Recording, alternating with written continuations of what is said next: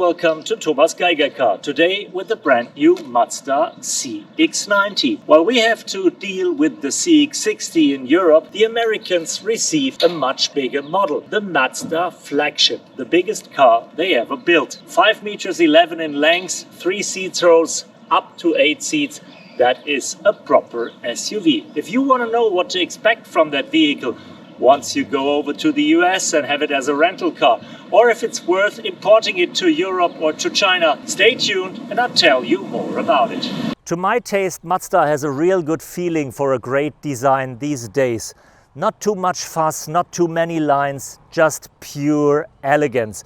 While other car brands are making very fancy characters like comics or very aggressive cars like Warriors, this is just elegant, sleek, slim, not too much effects. Yes, they're pretty proud of their inline-6 engine, so they put a badge on the fender. And yes, it's a big car and you haven't seen too many big Mazdas yet, so they wrote down Mazda on the passenger door. But overall, it's just good proportions, a good stance and an elegant execution. And it is very roomy. That's the reason why I enter for the second row in the first time.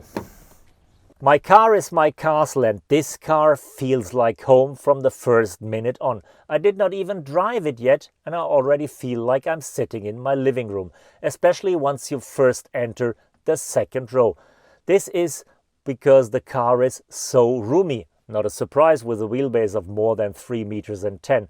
But Mazda has made clever usage of this room and installed 3 seat rows. And you have the choice how the configuration should be. 6 seats, 7 seats or even 8 seats with then 2 benches in the back. In this case we have the 6-seat configuration with 2 very comfy chairs in the second row. Almost like captain chairs or business class seats in the airplane. And in addition to that, we have lots of gadgets all around. A separate air condition for the rear seat occupants, USB outlets for every seat, and a huge center console that holds all the small things you might need on a long journey. So the proper vacation shuttle that you might expect when you buy a big SUV like that.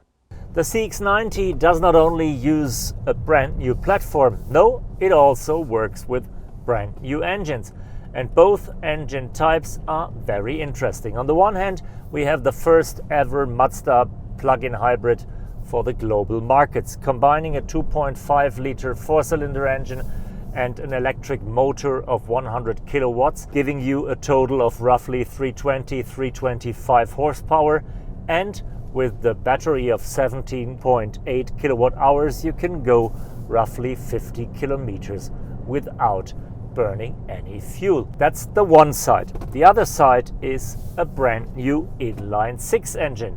Yes, Mazda has developed another petrol engine with the pretty odd displacement of 3.3 liters and with the most power ever in a road-legal Mazda until now. 340 horsepower, making this the most powerful Mazda that you can buy at the moment. If that's too much for you, there is also a derivative with 280 horsepower. But if you go for petrol, then why not go for the top? This means you have 500 Newton meters of torque, comfortably shuffled around by a brand new 8-speed transmission and delivered to all the 4 wheels. It is a SUV and you have 4-wheel drive as a standard. So far to the figures. Now let's talk about the feelings. Even if that's a pretty big car and has nothing to do with the small and nimble sports cars that we know from Mazda, there is still a bit MX-5 in the genes of the CX-90.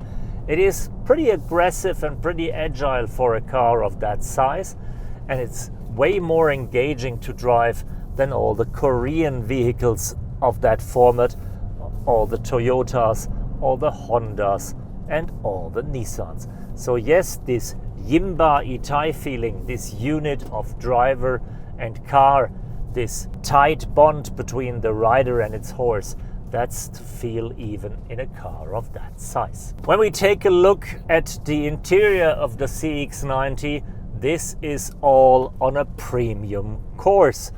Mazda is a volume brand, but they're aiming upwards, and the look and the feel of the vehicle is much more BMW or Mercedes than Volkswagen or Toyota.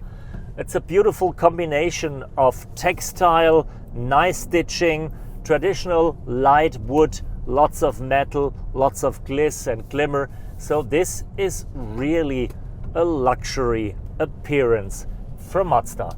When it comes to the infotainment, the Mazda is again a little odd. While every other manufacturer is building huge displays and plastering all the cockpit with screens, Mazda is going a different way. They're presenting their craftsmanship and they're limiting the infotainment system to the bare minimum. Yes, we have a digital cluster instrument with, by the way, beautiful and razor sharp graphics, and we have a screen standing above the dashboard. But that is pretty small and it's not even touchable. I can touch whatever I want. The only thing that happens is I'm leaving fingerprints. Everything I want to operate, I have to do it with a central controller like we know it from the ancient BMWs. Underneath that screen, we have a wonderful climate control center. If you think about Volkswagen's ID models with that dark slider where you always miss the right temperature, here you have clear, easy, proper buttons. You have toggles to go up and down with the air and the temperature, and it's easy to operate even on a twisted and very engaging road like that. Talking about comfort, we have all the driver assistance systems, we have lots of comfort systems, ventilated seat, heated seats, power for all the operation in the vehicle, and even the adjustments of the seats is done in a very intelligent way because the car measures the driver with its sensors and setting up seats, steerings and mirror by its own.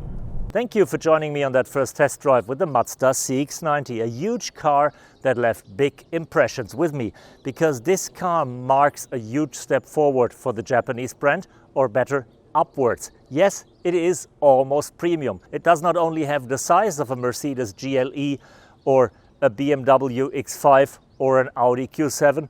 No, it can almost compete with the German luxury brands, at least when it comes to roominess, to luxury interior, to the driver assistance system and to the powertrain with the proper inline 6-cylinder engines.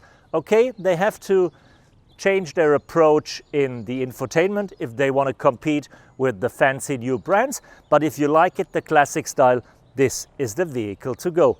So sad it's only offered in the US by now, but let's see, this car is huge and maybe it's gonna make huge circles in the automotive world as well.